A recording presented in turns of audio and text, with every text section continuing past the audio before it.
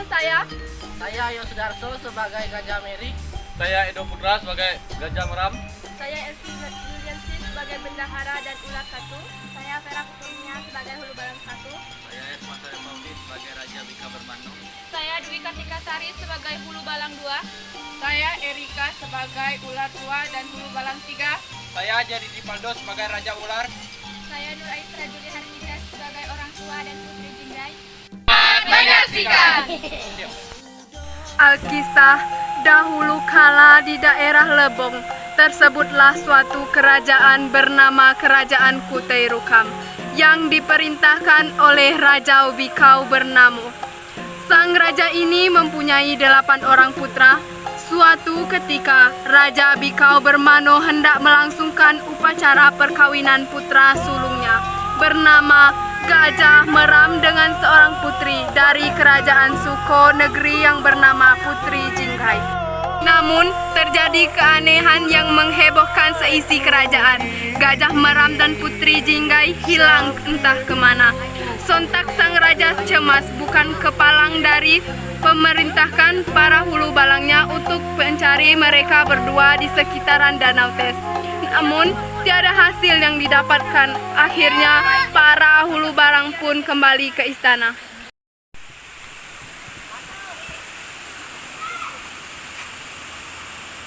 Maafkan kami yang mulia raja. Kami belum berhasil menemukan putra mahkota dan putri Jinggai. Kalian tidak berhasil menemukan mereka? Benar ya mulia. Kami sudah mencari di sekitaran danau, tapi kami tetap tidak menemukan mereka. Bendahara, Ya raja. tolong panggilkan seluruh penghuni istana. Baiklah. Di antara kalian, apakah ada yang melihat putra dan colom nanti itu? Seisi istana pun hening. Namun di tengah keheningan itu tiba-tiba seorang orang tua yang ternyata adalah kerabat dari Putri Jinggai angkat bicara. Hormatnya mulia raja. Izinkan anda menyampaikan sesuatu hal. Silakan sampaikan, wahai orang tua. Ampun yang mulia raja. Tahu hamba, putra mahkota dan putri Jinggai diculik oleh Raja Ular yang bertahta di dasar Danau Tes. Raja Ular itu mempunyai kepala 7 dan memiliki kekuatan sakti mandraguna. Dia sangat licik, kejam dan suka mengganggu manusia yang mandi di Danau Tes. Kalau hal itu benar, sebaiknya kita harus memikirkan cara untuk menyelamatkan putra dan colom nanti. Dari kelompok penghuni istana, berbicaralah Gajah Merik, salah satu anak dari Bikau Bermano. Anandamu ini menghadap untuk menyelamatkan Abang Gajah Meram dan calon istrinya. Tidak bisa, wahai putraku yang tercinta. Engkau masih muda dan elok. Ayah handamu ini tidak ingin engkau tertimpa nasib yang sama dengan abangmu itu.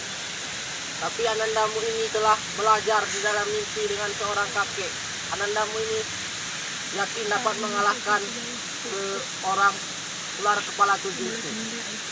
Apakah benar hal yang dikatakanmu ini, wahai putraku? Ya benar. Raja Bikau Bermano masih ragu dengan perkataan putranya. Namun dengan berat hati sang raja pun rela membiarkan anaknya itu. Besok engkau boleh pergi untuk menyelamatkan abang. Namun engkau harus bertapa terlebih dahulu di Mandar Agung untuk mendapatkan senjata pusaka. Baiklah, ayahanda. Harinya, berangkatlah Gajah Merik menuju Bandar Agung untuk bertapa. Bandar Agung berada di antara desa Merambung dan Batu Kuning. 7 hari 7 malam lamanya Gajah Merik bertapa dengan penuh konsentrasi, tiada makan dan tiada minum. Wos! Terdengar suara sekaligus sekilau cahaya di depan tempat pertapaan Gajah Merik. Ternyata di antara cahaya itu muncul 2 benda, sebuah senjata pusaka berupa sebilas keris. Wah, ini sepertinya senjata yang dibicarakan oleh ayah tersebut. Gajah Merik pun pulang ke istana dengan membawa satu senjata pusaka itu. Ketika sampai di Kampung Telang Mancang, dia melihat beberapa prajurit kerajaan tengah menjaga perbatasan kerajaan Kutai Rukam dan Suko negeri. Tidak lama, dia pun sampai ke tempat persembunyian Raja Ular itu. Di sana dia melihat sebuah gapura di depan mulut gua yang besar. Gajah Merik langsung menuju gua itu. Namun dia dihadang oleh 2 ular besar. Dari ular kepala 7. Langsung ini. Ya, saya mendengarnya.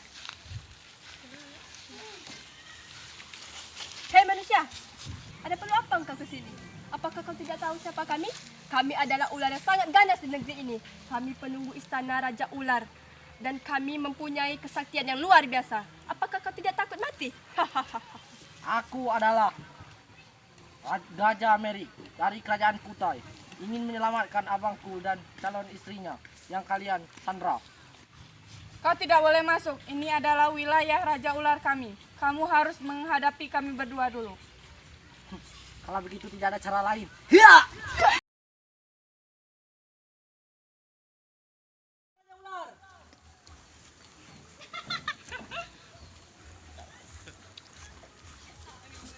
Keluarkan sandramu.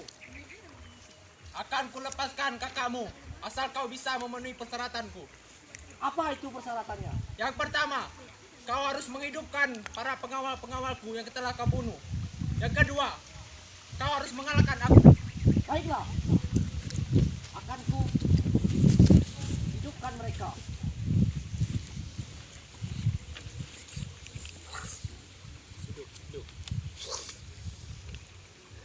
Hebat sekali kau anak kecil.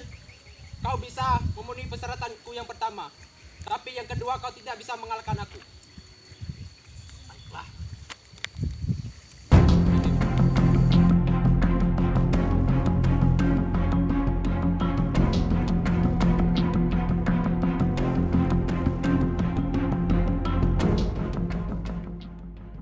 Di hari ke-6, Raja Ular sudah mulai kekalahan dan hampir kehabisan tenaga. Gajah Merik tidak menyia-nyiakan kesempatan itu dan menyerang Raja Ular hingga terdesak. Langsung menusuk pedangnya ke dalam perut sang Raja Ular. Ular yang sudah tak berdaya, Gajah Merik mundur perlahan-lahan. Sekarang aku mengaku kalah. Sekarang silakan kau bebaskan mereka. Telah aku culik. Mendengar perkataan dari Raja Ular, Gajah Merik pun segera membebaskan Gajah Meram dan Putri Jinggai yang dikurung dalam sebuah ruangan.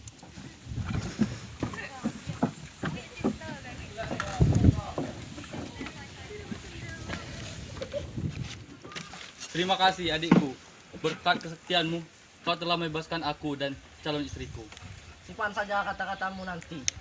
Sebaiknya kita langsung pergi ke istana. Gajah Meram serta Putri Jinggai pun pergi dari singgah sana Raja. Di istana kerajaan Kutai Rukam, Raja Bikau Bermano beserta seisi penghuni istana dilanda kecemasan. Sudah 2 minggu Gajah Merik belum juga kembali dari pertapaannya. Oleh karena itu, dia memerintahkan beberapa hulu balang untuk menyusul Gajah Merik di Bandar Agung. Namun, sebelum para hulu balang itu berangkat, tiba-tiba salah seorang hulu balang yang ditugaskan di tepi Danau Tes datang dengan tergesa-gesa.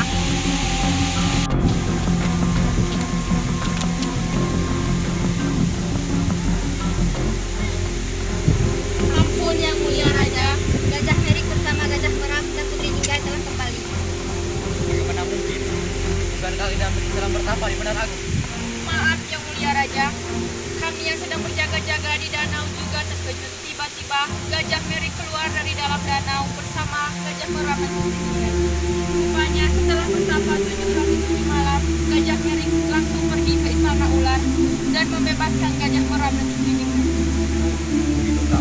Tak lama kemudian, Gajah Merik, Gajah Meram, dan Putri Jinggai datang dengan dikawal hulu balang.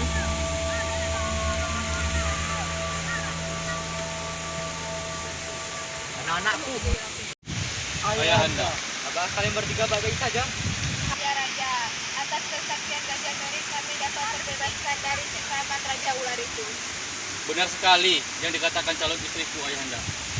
Oh, begitukah? Kalau begitu, ayahanda ini sangat berterima kasih kepadamu dari Gajah. Yang berhak menjadi raja adalah Gajah Merik, karena dia telah berjasa pada negeri ini. dan telah menyelamatkan Ananda dan calon istri. Kalau begitu, Gajah Merik, apakah kau sanggup? Ananda siap dan bersedia. Akan tetapi Ananda meminta satu permintaan. Permintaan hamba hanyalah ingin seorang raja ular dan para pengikutnya menjadi hulu balang di kerajaan kita ini. Menghinakan mereka, maka permintaanmu akan saya kabulkan.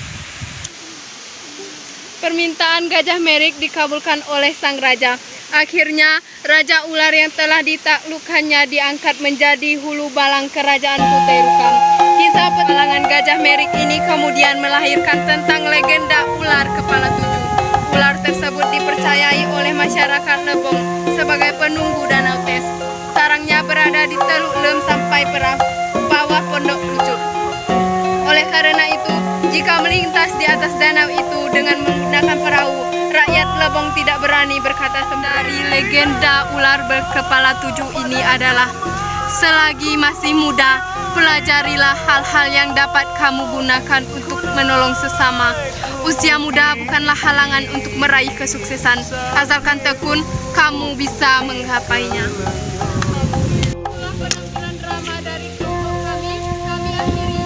Wassalamualaikum warahmatullahi